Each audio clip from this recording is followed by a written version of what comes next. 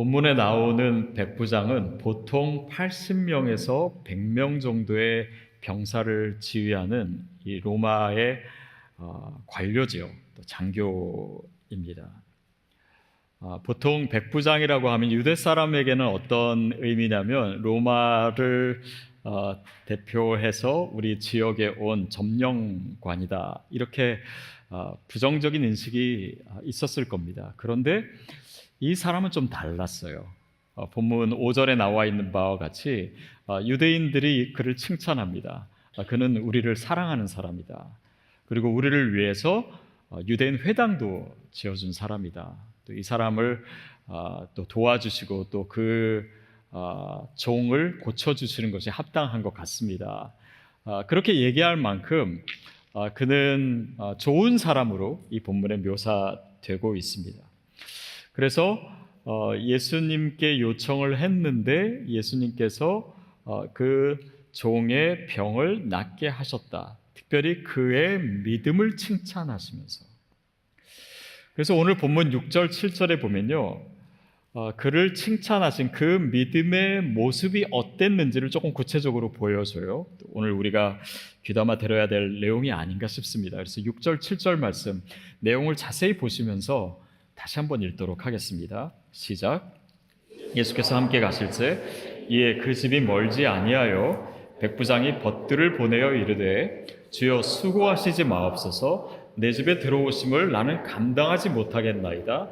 그러므로 내가 주께 나아가기도 감당하지 못할 줄을 알았나이다. 말씀만 하사 내 하인을 낫게 하소서. 그는 로마 사람입니다. 말하자면 이방인이었어요. 그러니까 유대인들이 이방인을 꺼려한다는 걸 알기 때문에 자기가 직접 가지 않고 유대인 벗들을, 이스라엘의 장로들을 대신 보내서 예수님께 말씀드린 겁니다. 말하자면 유대인이신 예수님을 굉장히 존중하는 모습입니다. 그리고 그 표현에도 어떻게 나와 있습니까? 내 집에 들어오심을 나는 감당할 수 없습니다. 제가 감히 예수님을 우리 집에 모실 수가 없습니다. 그리고 내가 주께 나아가기도 감당하지 못할 줄을 압니다. 차마 제가 주님 앞에 못 나가겠습니다. 다시 말하면 자신은 극히 낮추고 예수님은 극히 높이는 그 태도를 취하고 있습니다. 그리고 특별히 우리가 주목할 표현은 뭐냐면 예수님이 직접 오셔서 수고하실 필요가 없고 주님 그냥 말씀만 하다. 주님께서는 말씀만 하시면은 내 하인이, 내 종이 고침을 받을 수 있습니다. 그러니까 그 예수님과 더불어 그분의 말씀의 권능, 그 말씀의 권위를 인정하는 그 믿음의 태도를 보여주고 있습니다. 바로 그 모습, 그 믿음의 모습을 통해서 예수님께서는 하나님의 역사를 그에게 보여주셨어요. 그리고 바로 이 백부장의 믿음, 그것이 오늘 이 성경에 쓰여짐으로 오늘날까지 우리에게 믿음에 대한 영감을 주고 있습니다. 저는 오래전입니다. 이제 신학교를 졸업하고 지금으로부터 한 30년 전 정도 되는 것 같아요. 서울 옆에 있는 일산에서 제가 그 전임 전도사로 교회를 섬겼던 적이 있습니다. 근데 그때 교회 열심히 나오고 있었던 한 자매님이 있었어요. 평소에 굉장히 조용하고 이렇게 얌전한 자매님인데 어느 날 소식을 들었는데 이 자매님이 귀신에 들렸다는 거예요. 그래서 제가 이제 담임 목사님을 모시고 그 자매님 집에 신방을 갔습니다. 근데 뭐 굉장히 오래전 일이지만은 제 머릿속에 그때의 장면이 굉장히 뚜렷하게 남아 있어요.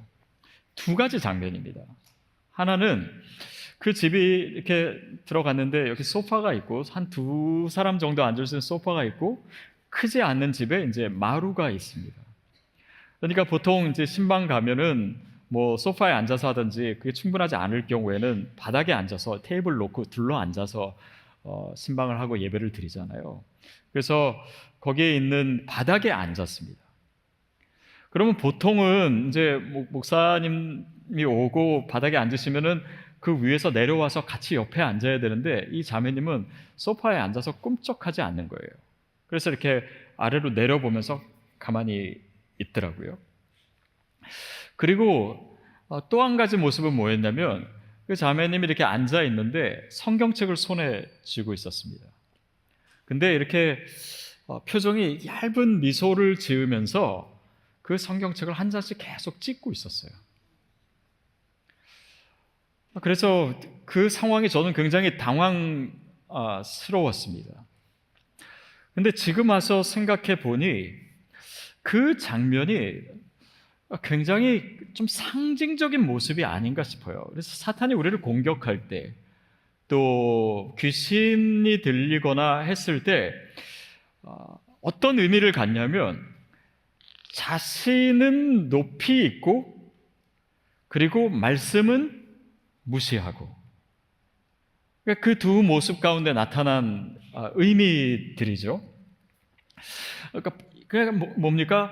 우리가 하나님으로부터 멀어지고 또 말씀으로 멀어졌을 때 나타나는 모습 가운데 하나가 하나님의 말씀이 내 삶의 중심이 아니기 때문에 나 자신 자고하고 교만해지고, 또 내 삶에서 나 자신만이 중요하고 나의 성공, 나의 성취, 이런 것만이 중요하고 하나님의 말씀과는 멀어져 살기 때문에 그 말씀 자체의 권위나 그 말씀의 중요성은 잃어버리는 삶, 그것이 사탄이 우리를 공격하는 중요한 모습이겠다. 어떤 영적인 원리를 우리에게 가르쳐주고 있습니다.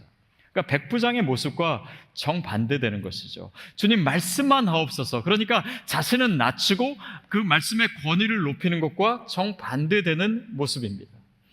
그러니까 그런 이 영적인 태도가, 그런 백부장의 어떤 그런 모습이 하나님의 역사, 예수님의 역사를 나타냈던 것과 반대의 모습도 우리가 생각해 볼 수 있는 것이죠. 자, 이 메시지를요, 굉장히 잘 보여주고 있는 구약의 구절들이 있습니다. 이스라엘 백성들이 이제 출애굽해서 이제 광야 생활을 했을 때 신광야라고 하는 곳에 도착합니다. 근데 도착했는데 여기는 물이 없는 거예요. 그래서 또 이스라엘 백성들이 원망하고 막 다 죽게 됐다 막 이렇게 얘기하고, 그러니까 이제 모세와 아론이 하나님께 나아가서 또 간청하고 그런 곳입니다. 그것이 이제 무리바라고 하는 곳인데요. 하나님이 모세와 아론에게 명령하셨습니다. 내가 반석에게 명하여 물을 내게 하라 했습니다. 근데 모세와 아론이 어떻게 했습니까? 자기 지팡이를 들어서 반석을 쳐서 물이 나오게 한 거예요.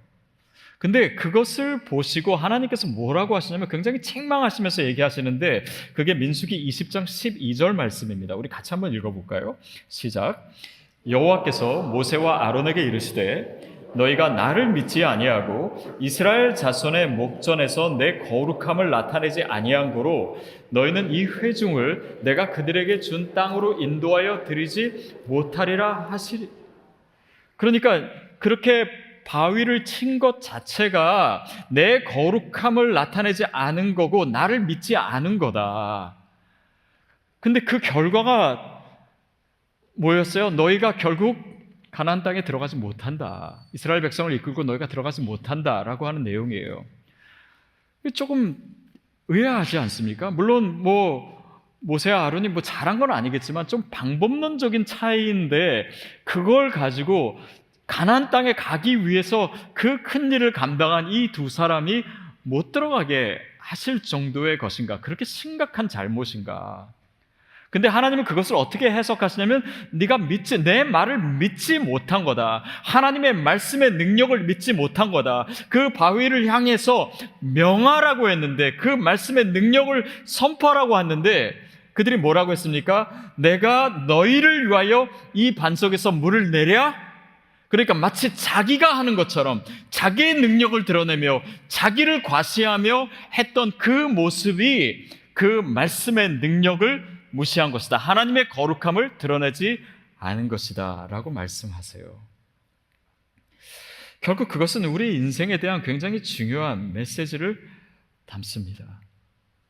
결국 내가 말씀을 믿지 못했다. 그것은 하나님에 대한 그 말씀에 대한 경외감, 그 말씀의 무게, 그 말씀에 우리의 인생에 차지하는 그 중요함, 그것을 잃어버린 것이고 나 자신을 위해서만 나를 높이고 또 나를 드러내기 위한 인생으로 살지 말아야 될 것을 말씀한 거예요. 자, 그래서 오늘 우리의 삶에 있어서 하나님의 능력보다, 하나님의 말씀의 능력보다 그분의 인도하심과 그분의 내 삶에 대한 개입과 그분의 그 말씀을 따라가고 하나님께서 오늘 나에게 무엇을 말씀하시는지 어떻게 인도하시는지 그 말씀에 대한 관심이 아니라 내가 뭘 할까? 내가 어떻게 내 인생을 성공시킬까? 내가 어떻게 더 높아질까? 내가 어떻게 더 영향력을 가질까? 그렇게 살아가고 있는 사람들을 향한 경고의 말씀이다라는 것이죠. 어떻게 보면 우리 삶의 어떤 모습일까요? 하나님의 말씀을 우리가 믿는다고 하면서 일주일 동안 하나님의 말씀을 거들떠 보지도 않는 그런 모습일 수 있습니다. 또 하나님이 나에게 말씀하신다는 것은 믿지만 사실 그분의 음성에 일주일을 살면서 별로 귀 기울이지 않는 그것 자체가 하나님의 말씀을 경히 여기는 것의 표현일 수 있습니다. 말씀을 읽긴 하지만 그냥 이것이 지식이지 내 삶이 되지 못하는 그 모습 자체도 어쩌면 하나님의 말씀을 경히 여기는 것이 될 수 있습니다.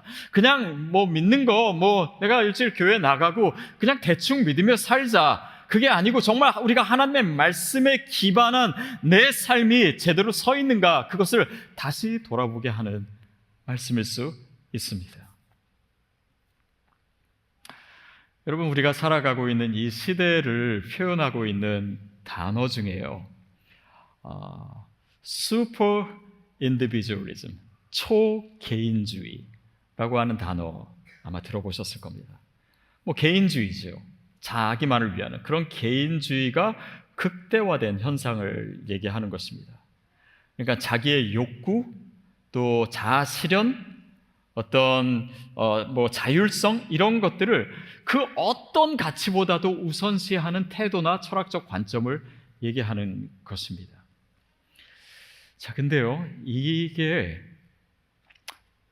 어느 순간 우리가 그렇게 살다 보면 내 신앙에도 그런 태도가 스며들게 돼요. 그러니까 나 중심적으로 산다라고 하는 것은요, 다른 사람과의 관계 속에서 그 관계 자체를 내가 도구화하는 모습을 포함합니다. 그러니까 나에게 유익이 될 것인가, 그 유익을 위해서 그 사람과의 관계나 아니면 그 사람 자체나 그것보다는 나에게 무엇이 유익이 될 것인가, 그런 태도가 하나님마저, 우리가 신앙생활하는 이 모든 것들이 결국은 나의 성공을 위해서, 나의 유익을 위해서, 나의 평안을 위해서, 나의 안전을 위해서만 존재하는 것처럼 된다면 바로 그것이 이 초개인주의적인 생각과 또 삶의 모습이, 그 시대 정신이 우리의 신앙까지 파고든 것, 그 모습일 수 있습니다. 또 그러니까 개인주의라고 하는 것은 뭡니까? 공동체적이지 못한 거잖아요. 그러니까 항상 나 중심적으로만 생각하다 보니까는 다른 사람을 섬기거나 다른 사람을 위하는 그 자체가 아니다 보니 내 신앙도 하나님 나라를 위한 것이 아니에요. 주님을 위한 것이 아닙니다. 그냥 결국은 나를 위한 거예요. 요즘 크리스찬들의 가장 큰 위기가 이 시대 정신 속에서 그런 것들이 더 깊이 파고든 것이 아닌가 생각이 듭니다.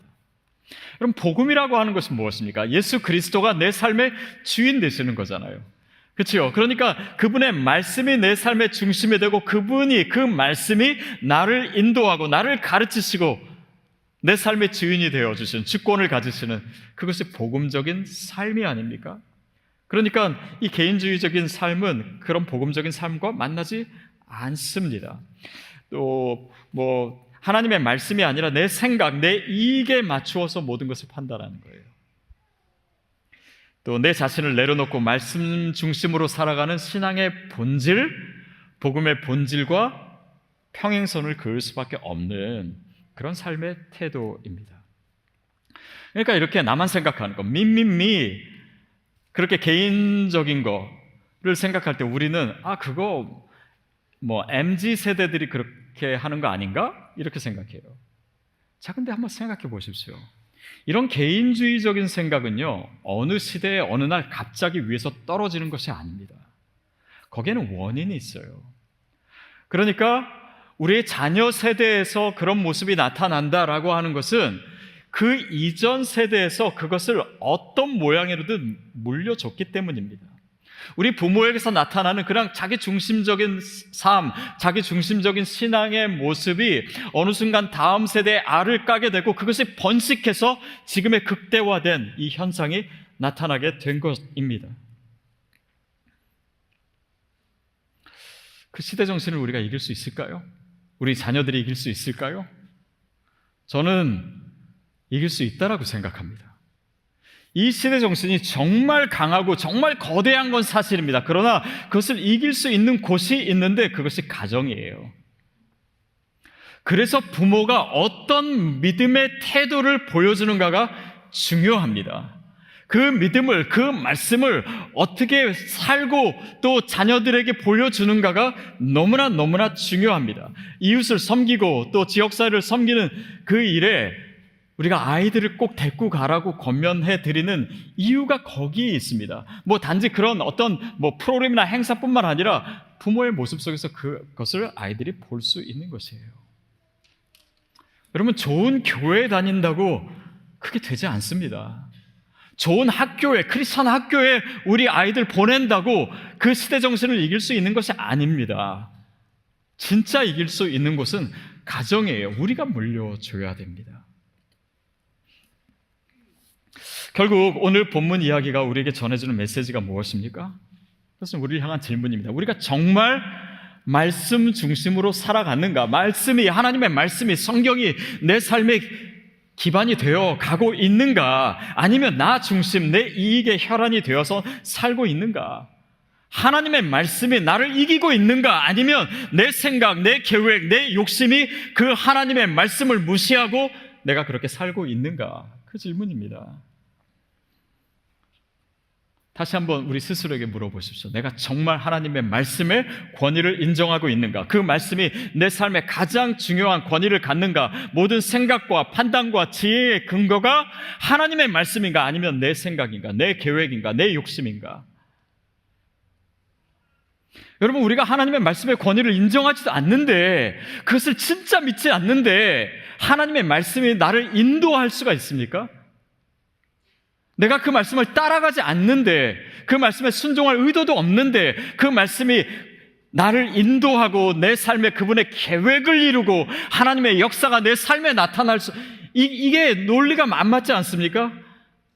그러니까 결국 하나님의 말씀이 나에게 무엇인가, 내가 그 말씀을 어떤 마음으로, 어떤 믿음으로 대하고 있는가, 하루하루 그 말씀이 내 삶을 움직이고 있는가, 결국 그 질문에 대한 대답이 내 삶의 모습일 수밖에 없는 것이죠. 8절 말씀 같이 읽겠습니다. 시작. 나도 남의 수하에 든 사람이요 내 아래에도 병사가 있으니 이더러 가라 하면 가고 저더러 오라 하면 오고 내 정도로 이것을 하라 하면 하나이다. 자, 백부장으로서 군대에서 자기의 경험을 통해서 나도 누구 수하에 있는 사람이고 내 밑에도 사람들이 있으니까 내가 명하면 이 사람이 듣고 누가 명하면은 또 내가 들어야 되는, 그것을 통해서 예수님의 말씀의 권위를 인정합니다. 그러니까 자기 삶의 경험을 통해서, 자기 삶의 사건을 통해서, 자기의 일상을 통해서 하나님께서 우리로 하여금 말씀의 권위를 깨닫게 하시는 부분이 있습니다. 여러분에게는 무엇입니까? 어떤 분들은 때로는 우리 삶의 실패를 통해서 하나님의 약속을 붙들게 하십니다. 내 삶의 혼란을 통해서 하나님의 지혜를 구하게 하십니다. 내 삶의 관계의 어려움을 통해서 하나님의 사랑의 음성에 귀 기울이게 하십니다. 내 삶의 고난을 통해서 하나님의 음성에 더 크게 들리게 하고 그 말씀의 권위에 사로잡히게 하세요. 또 어떤 분에게는 어떤 사건일 수 있습니다. 저에게는 화산 사건이 정말 분명히 그랬던 것 같아요. 그래서 그 일 이후에 제가 하나님의 말씀을 묵상할 때마다 그 말씀의 크기가 너무나 컸습니다. 저도 지금 저희 교회에서는 이제 제가 많이 얘기는 하지 않지만 외부에 가면 그 얘기를 할 때 꼭 창세기 32장을 얘기를 해요. 그때 야곱이 야복나루에서 하나님과 씨름하면서 환도뼈 부러지고 하나님께 항복하고 주님이 이제 나를 축복하시지 않으면 안 됩니다. 못 가십니다. 왜냐하면 여태까지는 내 힘과 내 경험과 내 생각으로 살아왔지만 제가 주님 앞에서 아무것도 아닌 존재임을 이제는 알기 때문에 주님 나를 축복해 주세요. 주님의 능력, 주님의 말씀이 아니고는 저는 살 수 없습니다. 그런 야곱의 모습, 쩔뚝쩔뚝 그렇게 걸을 수밖에 없었지만 이제는 하나님을 온전히 의지하던 그 야곱의 모습 속에 제 삶이 들어있음을 너무나 깊이 알게 됐기 때문에. 그리고 제가 하와이에서 그때 돌아와서 며칠 만에 이제 처음 돌아와서 설교를 하는데 그 본문이 요나서 1장이었습니다. 하나님께서 니느웨로 가라고 명령하셨는데 말 안 듣고 다시스로 갔다가 배가 풍랑을 만나고 다 죽게 됐을 때 선원들이 잠자고 있던 요나를 깨우면서 어떻게 해야 됩니까? 요나가 나를 던지십시오. 나를 던져야 내가 죽어야 여러분이 삽니다. 저는 그 음성이 저에게는 너무나 큰 음성이었어요. 내가 죽지 않고는 내 말을 듣는 사람들이 죽겠구나. 그래서 늘 두려운 거예요. 늘 겁나는 거예요. 그러니까 그때 들었던 하나님의 말씀이 지금 저를 여기까지 이끌었고 지금 여기 서 있게 만드신 거예요. 그러니까 우리가 어떤 사건을 경험하는 것도 중요하지만 그것을 어떻게 해석하는 것도 중요하지만 그 당시에 나에게 주어졌던 하나님의 말씀이 무엇이냐, 그 말씀이 나를 인도하고 그 말씀이 나를 변화시키고 그 말씀을 통해서 하나님의 계획이 내 삶 가운데 이루어지기 때문에 그 말씀이 나를 인도하고 있다는 것을 날마다 내가 깨닫게 되는, 그것이 우리의 믿음의 삶이잖아요. 저는 시드 교회를 하나님 정말 기뻐하신다고 믿습니다. 왜냐하면 최소한 지금까지 그 말씀에 이끌림을 받았기 때문에 앞으로도 초심을 유지하고 일단은 저만 잘하면 되는 것 같아요. 그리고 우리 각자가 어떻게 그 말씀에 기반한 삶을 살아낼 것인가 입니다. 여러분의 삶에 있었던 경험들을 곰곰이 묵상해 보십시오. 그냥 무시해서는 안 되는 것들이요, 분명히 있습니다. 여러분의 일상에도 있습니다. 우리가 말씀을 내 삶에 적용시켜야 하는 이유, 거기에 나의 말씀으로 인도하시는 하나님의 길이 있습니다. 오늘 말씀 들은 이 말씀이 내 삶 가운데 어떤 의미인가? 하나님은 도대체 나에게 무슨 말씀을 하시는 건가? 이 성경의 말씀과 내 삶을 연결시키는 engage with scripture. 결국 이것이 내 힘으로 되는 것이 아니기 때문에 하나님께, 성령님께 도움을 구하고 ask the Holy Spirit, 하나님의 영을 구하고 하나님의 능력을 구하고 그 능력으로 내가 오늘을 살 수 있는 그 말씀과 부딪히는 삶, take action. 하나님께서 나에게 원하는 것이 무엇인가, 어떤 행동과 어떤 실천을 원하시는가. 그래서 그 말씀과 항상 부딪히는 거예요. 그 말씀과 항상 인터랙션이 있는 겁니다.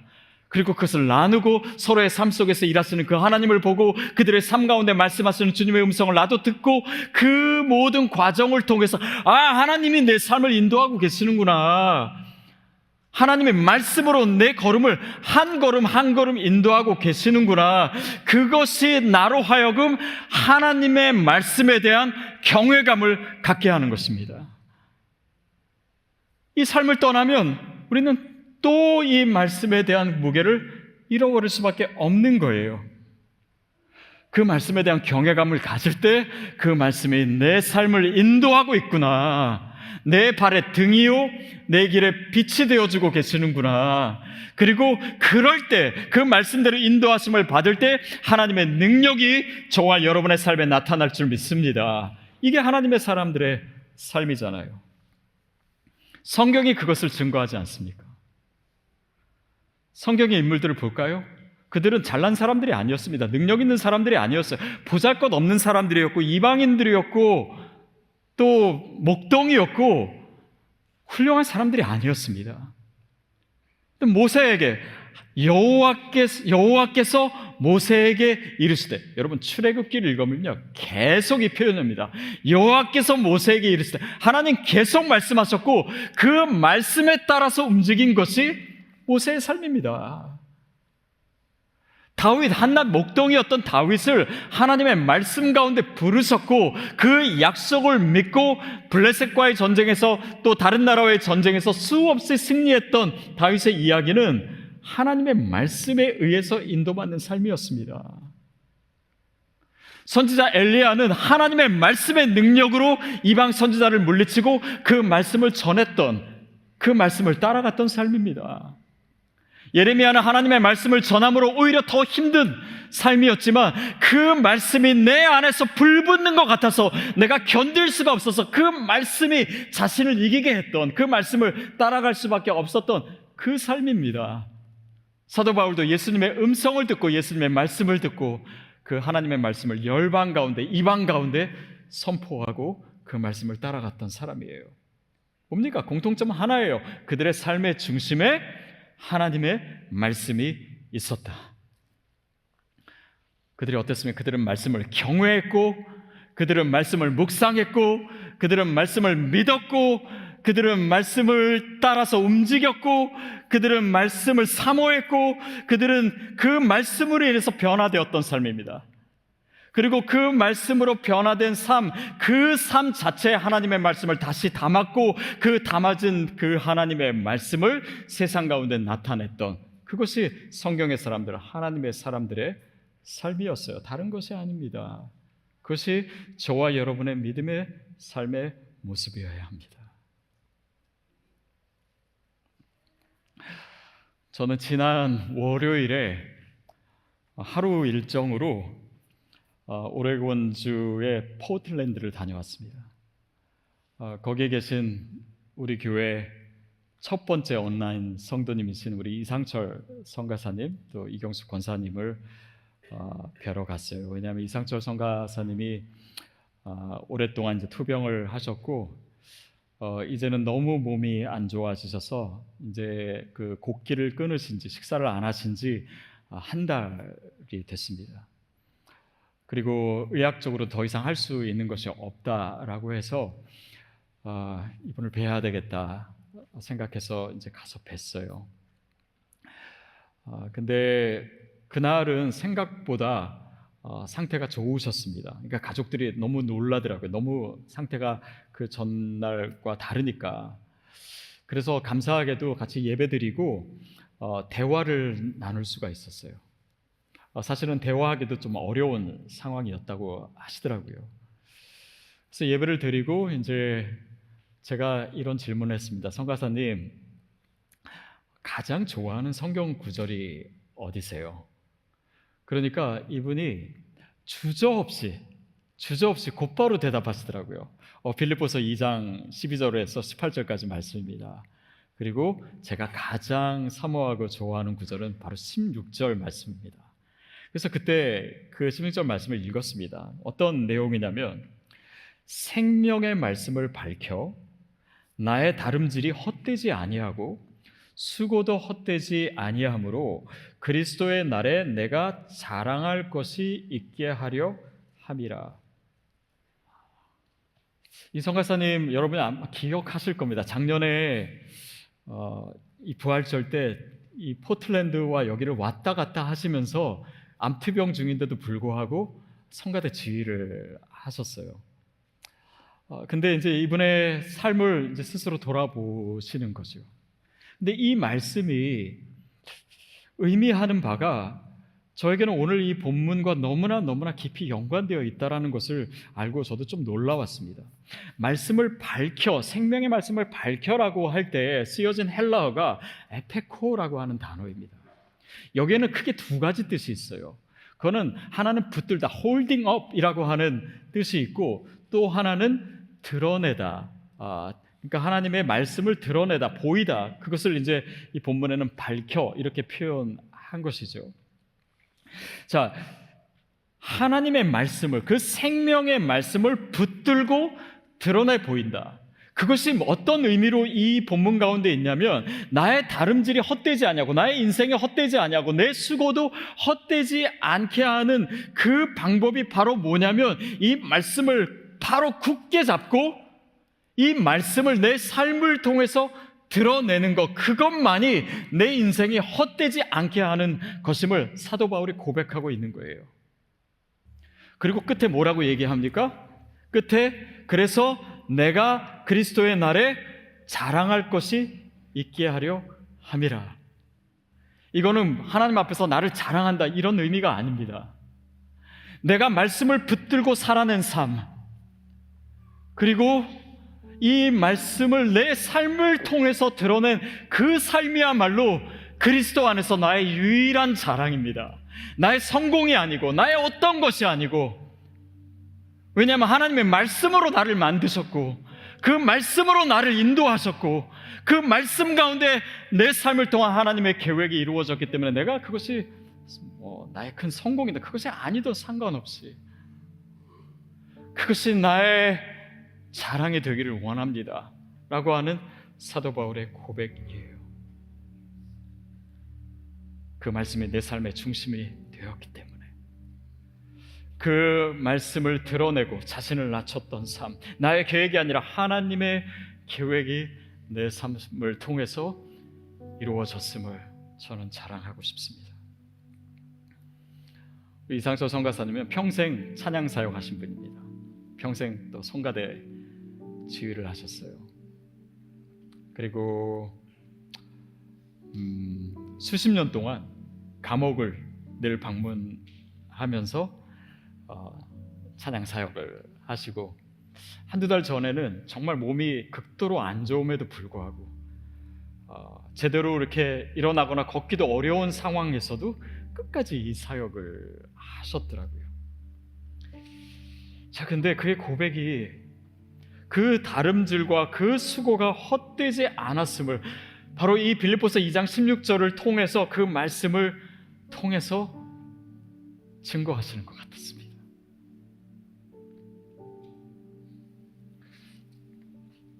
여러분, 내 삶의 중심에 하나님의 말씀이 중심이 되어야 됩니다. 그것이 회복되어야 돼요.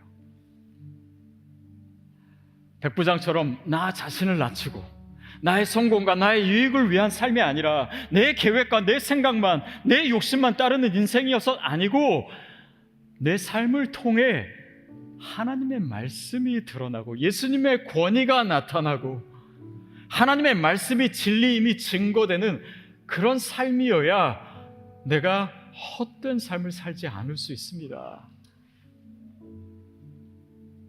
그 말씀을 끝까지 붙드는 삶, 그 말씀대로 살아가는 삶이어야 합니다. 그 말씀을 드러내는 삶이어야 합니다. 내가 하나님의 말씀을 이기는 자가 아니라 그 하나님의 말씀이 나를 이겨서 나를 주관하시고 내 삶의 주인이 되시고 그 말씀이 나를 이끄시는 그런 삶이어야 합니다. 그래야 헛된 삶을 살지 아니하고 내 다름질과 내 수고가 헛되지 아니하는 진짜 하나님의 선하고 아름다운 계획대로 사는 삶을 살 수 있습니다. 오늘 저와 여러분이 이 말씀 앞에서 결단해야 되지 않을까요? 그 말씀이 나의 삶의 기반이 될 수 있도록, 그 말씀이 과연 나에게 얼마나 중요한지, 무엇인지, 얼마나 이것이 강력한 것인지, 어떤 권위를 가지고 있는 것인지, 혹시라도 그것을 놓치고 그 말씀은 뒤로 하고 말씀은 낮추고 나만 올라가려고 했던 삶이라면 그것은 하나님이 인도하시는 삶이 아닙니다. 성공했다고 할지라도, 남 보기에 뭔가 이루어진 것처럼 보일지라도 그 주님이 원하시는 삶 아닙니다. 내려놓고 주님 앞에, 그 말씀 앞에 더 견고히 서는 저와 여러분 되기를 축복합니다.